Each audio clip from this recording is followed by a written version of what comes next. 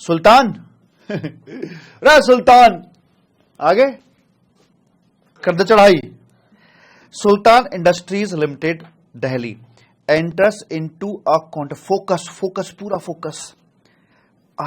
Sultan Industries Delhi entered into a contract with Prakash Entrepreneurs Delhi for supply of spare parts of a machine on 7th September. Contract हुआ 7 सितंबर को। The spare parts were to be delivered, ये delivered होना था 30th सितंबर को। Sultan industries limited removed the finished spare parts from factory on 29th of सितंबर को। डिटरमिन करना है the date by which invoice must be issued by Sultan industries limited under GST law ICAI material. Answer क्या पहले बताइए? 29th of September, this will be the last date. But how to write? I know very well, कोई question तो सब मिलेगा ही नहीं जिसका answer आप ना कर पा रहे हो। तो एक बार लिख करके देखें, इसका आंसर लिख के देखें। चलो सर आंसर लिखते हैं इसका एक।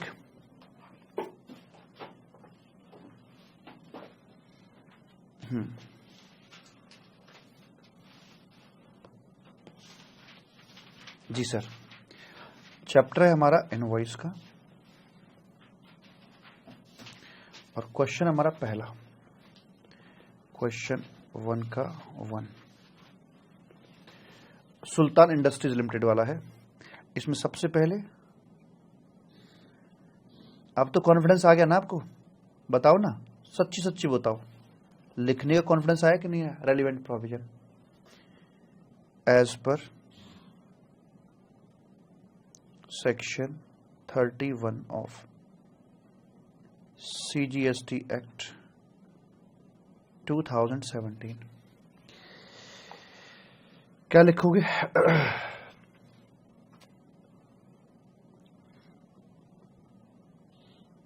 इन case of supply of goods where there is a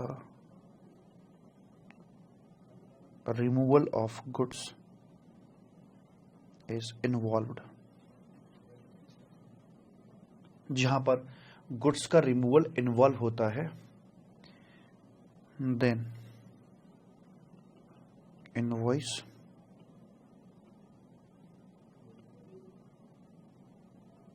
shall be issued on or before the date of. Writing कैसी मेरी बताओ? बताओ कैसी राइटिंग? अच्छी है ना? देखा मेरा कमाल? कुछ और लिखने की जरूरत है? नहीं। अब आ जाओ यहां पे, जितना जरूरी है उतना, कोई मुझे फालतू पेज नहीं बनने। Analysis and conclusion in the given question,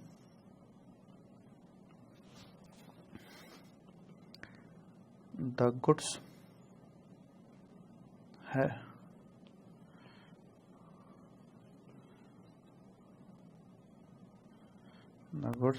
have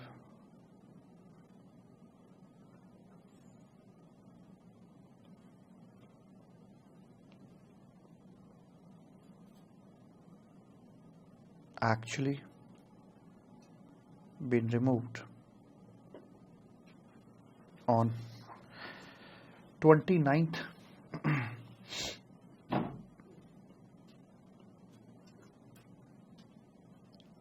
को ना of September, 29th of September by Sultan Industries Limited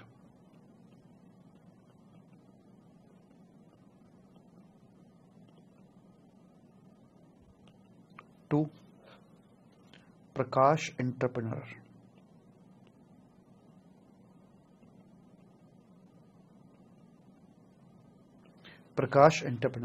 Delhi.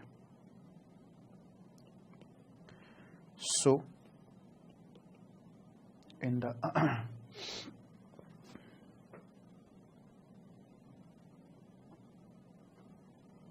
So in the light of section 31, the last date to issue invoice will be 29th of September. Moreover, it is clarified that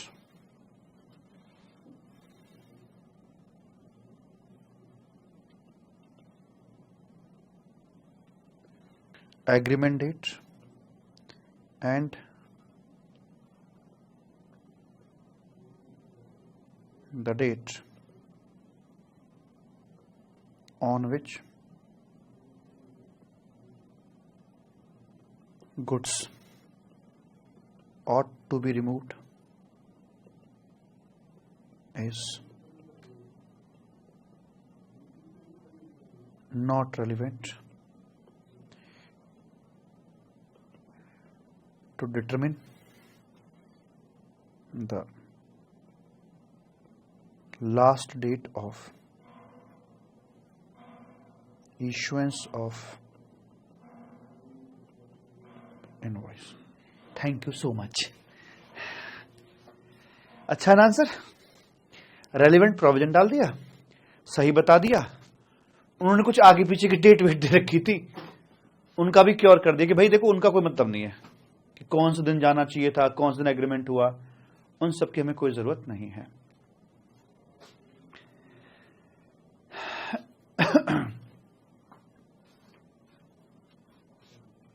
लिख तो दिया शौर्य, हर चीज को मैंने counter कर दिया।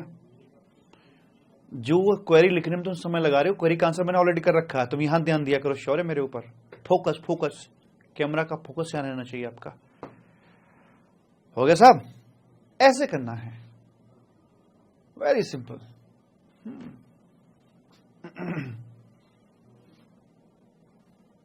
हाँ लिख सकते हैं, और ऐसा नहीं कि आपको ये शब्द होने चाहिए एज इट इज, आपके अंदर की कलाकारी है, शब्दों को बदलाव आ सकता है, लेकिन सेंस आपके सारे यही होने चाहिए, भाव यही होना चाहिए। ठीक है, शब्द बदलेंगे तो मुझसे बोलो दोबारा क्वेश्चन का आंसर लिखो, तो रट्टा तो मैंने मारा नहीं है, हो सकता है उस समय मेरे दिमाग में क्या भाव चल रहे हो।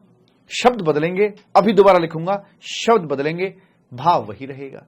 ऐसे आपके साथ में होता है। डन, ये वेरी सिंपल। चलो जी, अगला क्वेश्चन मैं आपको कराने वाला हूं फर्स्ट का 8। चलो जी निकालो फर्स्ट का 8।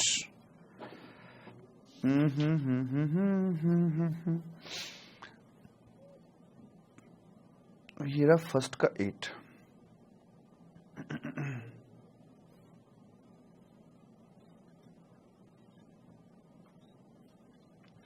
MBM caretakers registered person है, provides the service of repair and maintenance of electric appliances. ICMETL question है ये। On 7th April it has entered into an AMC with P for its air conditioner and washing machine. As per the terms of the contract, maintenance services will be provided on the first day of the each quarter. AMC लिए साल भर का contract है और हर quarter पर ये आपकी service actual में दी जाएगी। फर्स्ट डे पर, यानी कि 1 अप्रैल, मई जून जुलाई, 1 जुलाई, 1 अक्टूबर एंड देन 1 जनवरी, ऐसे करके ना, पहली तारीख को। And payment for the same will be due, payment भी उसी दिन ड्यू हो जाएगा, सेम डे पर पेमेंट भी आपका ड्यू होना है। On which service is rendered during the year, it provides the service on 1 अप्रैल, जुलाई, अक्टूबर, ये किया, उसी दिन आपका पेमेंट ड्यू हुआ है। आपको बताना है कि इनवॉइस की डेट यहां पर क्या रहेगी। पहले आंसर दीजिए, क्या डेट रहेगी? 4 डेट रहेंगी। ठीक, इसका आंसर कैसे लिखोगे? जो आप इसका रेलिवेंट प्रोविजंस लिखोगे उसमें क्या क्या आएगा? नंबर 1, सेक्शन नंबर 31 का provision in case of continuous supply of services, कि जहां पर आपका कॉन्ट्रैक्ट होता है और कॉन्ट्रैक्ट में जिस जिस समय पर पेमेंट ड्यू हो रहा होता है वहां पर कद्दू की तरह काट दो उसको, और हर एक टुकड़े को एक इंडिपेंडेंट सर्विस मानकर इनवॉइस की बात हम करके चलते हैं। नंबर 2, यहां पर आपको यह भी बताना होगा कि सेक्शन नंबर 2 के मुताबिक कंटिन्यूअस सप्लाई ऑफ सर्विस किसे कहते हैं। ये ज्यादा मैच्योर्ड आंसर होगा, है ना, एकदम बहुत बढ़िया वाला कि भाई हम ये भी बता देंगे कि होती क्या है। वो सर्विस जिसकी लाइफ 3 महीने से ज्यादा की होती है, जिसमें पीरियोडिक पेमेंट शेड्यूल बने हुए होते हैं और जो लगातार या रिकरेंट बेसिस पर दी जाती है, उसे बोलते हैं कंटिन्यूअस सप्लाई ऑफ सर्विसेज। उसके बाद अपना एनालिसिस एंड आप उसका कंक्लूजन लिख सकते हैं। ऐसे करके बड़ी आसानी से आप इसका आंसर कर पाएंगे। करेक्ट। चलिए जी आगे बढ़ते हैं। आगे है फर्स्ट का 11। रीड करने की जरूरत है क्या? चलो कर लेते हैं read. Relevant provision continuous supply of service means, पहले वो बताया इंटर आलिया, आलिया भट्ट मतलब नहीं, मतलब एमंग ऑल, सब बातों को ध्यान में रखते हुए supply of any service which is provide agree to be provide continuously, continuously दी जा रही है और on recurrent basis under a contract for a period of exceeding 3 months के लिए दी जा रही है, जहां पर पीरियोडिक पेमेंट आप करे जा रहे हैं। फर्दर सेक्शन 31 बोलती है कंटिन्यूअस सप्लाई ऑफ सर्विस के केस में जहां पर पेमेंट ड्यू होता है, असर्टेनेबल होता है from the contract, invoice shall be issued on और बिफोर दैट ड्यू डेट। साहब एक एक क्वेश्चन को मैंने आपके आंसर जैसे एग्जाम में प्रेजेंट करना वैसे लिखा, हर क्वेश्चन का आंसर उस वे में दिया है, ना कम ना ज्यादा। जो 2 बात बोल रहा था वो यहां पे लिखी हुई है। एनालिसिस और कंक्लूजन में आइए। Therefore in the given situation continuous supply of service as repair and maintenance service have been provided by MBM caretaker only on quarterly basis है for a period of 1 year and further in the given case MBM caretaker should issue quarterly invoice, इस date को यहां पर issue इन्हें करना पड़ जाएगा। Very good जी। तो आगे चलिए जरा, अगला क्वेश्चन है आपका। हाँ ये आपके लिए मैं दे रहा हूं क्वेश्चन, कौन सा वाला? ये वाला क्वेश्चन।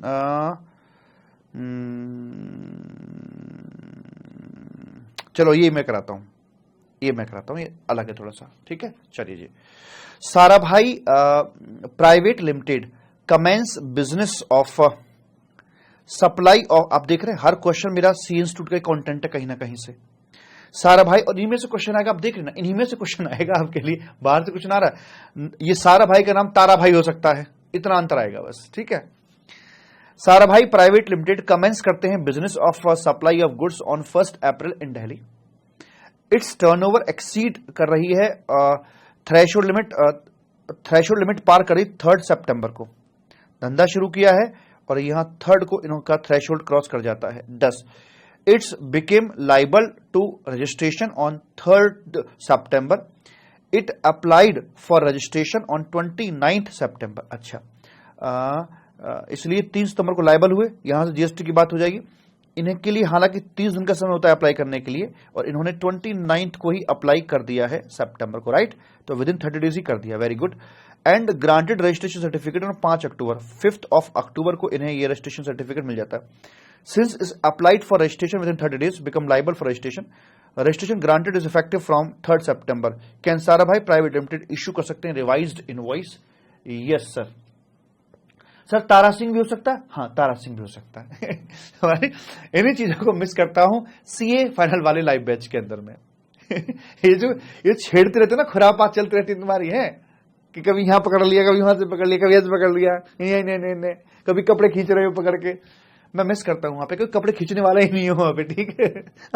हाँ अक्सर टीचर तुम्हारी हरकतों से चिढ़ते होंगे, परेशान होते होंगे, पर मैं क्या करता हूं, मैं मिस करता हूं इन चीजों को वहां पे जाके। तो भाई इसमें देखो क्या है, इसका लीगल प्रोविजन कैसे लिखोगे? एज पर सेक्शन 31 वेयर, तो वही अपना कि भाई अगर आपका इस तरह से होता है तो आप एक रिवाइज्ड इनवॉइस इश्यू कर सकते हो within 1 month from the date of receiving your registration certificate. इसका आंसर दीजिए, आप कब तक रिवाइज्ड इनवॉइस दे सकते हैं? Within 1 month from the date of 5 अक्टूबर, यानी कि 5 नवंबर तक आप यहां रिवाइज्ड इनवॉइस अपना इश्यू कर सकते हैं। 1 मंथ सारा भाई लिमिटेड में issue revised tax invoice affected between इतने से इतने तक का कर सकते हैं। आंसर छोटा दे रखा है इसका, with in 1 month, with in 1 month from 5 मुझे लगता है ऐसा क्वेश्चन बुक में भी आया था क्या?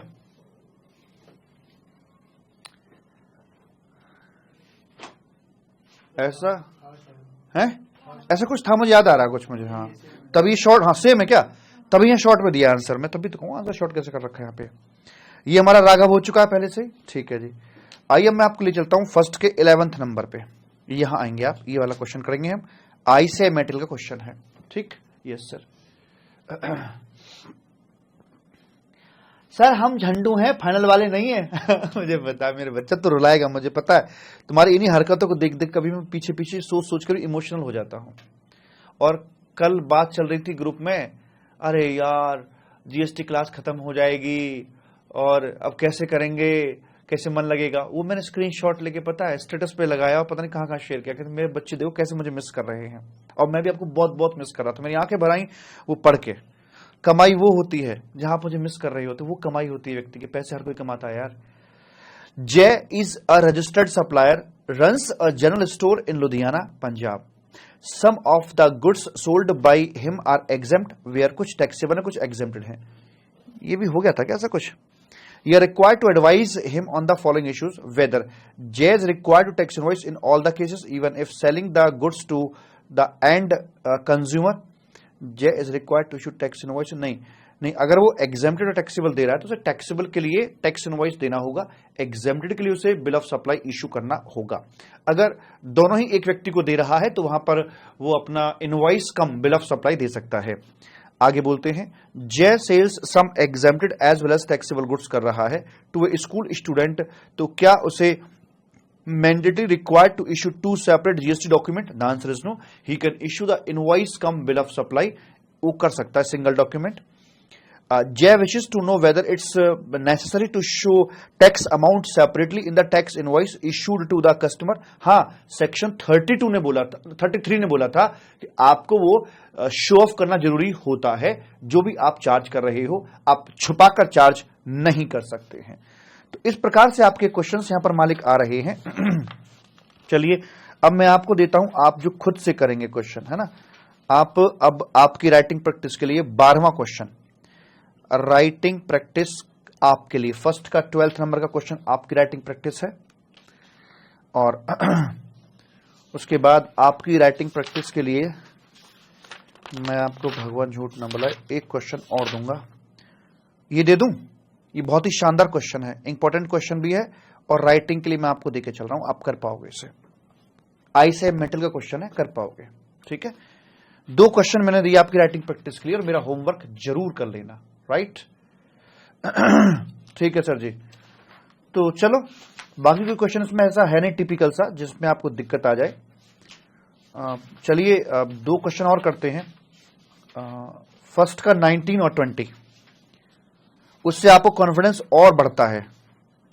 फर्स्ट का 19 और 20, उसमें खास क्या है सर, बता रहे हैं। उसमें खास ये है कि 1 दिसंबर 2021 में 5 नंबर का आया हुआ है और एक आपका जनवरी 2021 में ये भी आपका 5 मार्क्स का आया हुआ क्वेश्चन है। दोनों को मैं करते हैं, देखते हैं। व्हाट इज ई इनवॉइसिंग, क्या बता सकते हो ई इनवॉइसिंग क्या है, बताइए प्लीज। हाँ बता सकते हैं कि ई इनवॉइसिंग क्या होती है, किन किन के ऊपर एप्लीकेबल होता है, B2B और एक्सपोर्ट ट्रांजैक्शन पे, किन किन के ऊपर एप्लीकेबल नहीं होता है, बिग पीसीओ ऑफ एसईजेड, है ना, गवर्नमेंट एसईजेड, और ये वर्क कैसे करता है वो भी आप इसमें बता सकते हैं कि भाई आपका जो वेबसाइट है वहां पर जाता है, वहां से फिर सारी चीजों को ऑटोमेट करके आगे चला जाता है और हमें वापस पीडीएफ के रूप में क्यूआर कोड लग के मिल जाता है, जिससे ऑफिसर रास्ते में स्कैन भी कर सकते हैं। पूरा सिस्टम आप इसमें बता सकते हैं, लेकिन मार्क्स का ध्यान रखना, छोटा है ये। आगे, what is the threshold limit for mandatory issuance of E invoice for all registered business, क्या है बताइए सर। It is 5 crore. ये एनुअल अगर टर्नओवर आपका 5 करोड़ के दायरे में आ रहा है, उस तक है या उससे ऊपर है, तो फिर आपके लिए ये मैंडेटरी हो जाता है। लेकिन उस समय टर्नओवर कुछ और रहा होगा ना जब 2021 में था, क्योंकि ये समय के अनुसार घटता रहा है। 500 करोड़, 100 करोड़, 50 करोड़, बाबूजी ने कहा गांव छोड़ दो, उसके बाद 20 करोड़, 10 करोड़, 5 करोड़ है। तो देखो मैंने अमेंड कर रखा है आंसर, तो मैंने अकॉर्डिंगली आज की डेट में अपडेट कर रखा है आंसर, ठीक है। पुरानी लिमिट नहीं है, उसको अपडेट किया है मैंने। एंड उसके बाद कहते हैं, a consignor hand over his goods to transportation on Friday to the transporter and however assigned report located distance 600 kilometre. नहीं, ये मत करना भी आप, इसे मत करना प्लीज अभी आप, क्योंकि ये आपका जो है ना ई वे बिल का है, ई वे बिल का है। तो अभी ई वे बिल चैप्टर मैंने पढ़ाया नहीं ना अभी आपको, तो उसका क्वेश्चन आप नहीं करेंगे। मैंने तो एज इट इज क्वेश्चन रखा जो पूछा गया था, राइट। ओके जी। तो ऐसे करता है, जब टुकड़ों में क्वेश्चन देता है तो एक कुछ इस चैप्टर से दिया, कुछ उस चैप्टर से दिया, ऐसे मिक्स करके दे देता है। ये पढ़ते question number 20। ABC Cinemas, a registered person engaged in making supply of services by way of admission to exhibition of a cinematographic film in a multiplex screen, was issuing consolidated tax invoice for supplies at the close of each day in terms of section so and so. Read with this one. During the month of October, the department raised objection for its practice and asked to issue separate invoices for each ticket. अब बताइए क्या department ठीक बोल रहा है? वो कह रहा है जितनी टिकट इशू कर रहे हैं उन सबके लिए अलग अलग आपका इनवॉइस होना चाहिए। Is it correct? The answer is no. उसके केस में जो टिकट होती है उसी को डीम्ड इनवॉइस कंसिडर कर लिया जाता है। प्रेम से बोलेंगे राधे राधे। तो मुझे बताइए क्या आपके अंदर अब कॉन्फिडेंस है कि हाँ, इस चैप्टर से जो भी मेरे सामने क्वेश्चंस बनेंगे मैं उनका आंसर प्रॉपर्ली कर सकता हूं। भाई या तो बनेगा इनवॉइस इशू कौन करता है, इनवॉइस इशू कब करता है, revised invoice, debit credit note और अपना ई इनवॉइसिंग या क्यूआर कोड, बस इन्हीं पर तो आपको क्वेश्चन बनेगा। यही चैप्टर का कंटेंट है, दैट्स इट। तो अब यहां पर हमारी बात हो जाती है मालिक, और ऐसे करके ये चैप्टर अब अपने यहां पर आकर हम बोल सकते हैं कि ये खत्म हो गया है। एक क्वेश्चन और दूं मैं आपको, दिखने में बड़ा सा लग रहा है।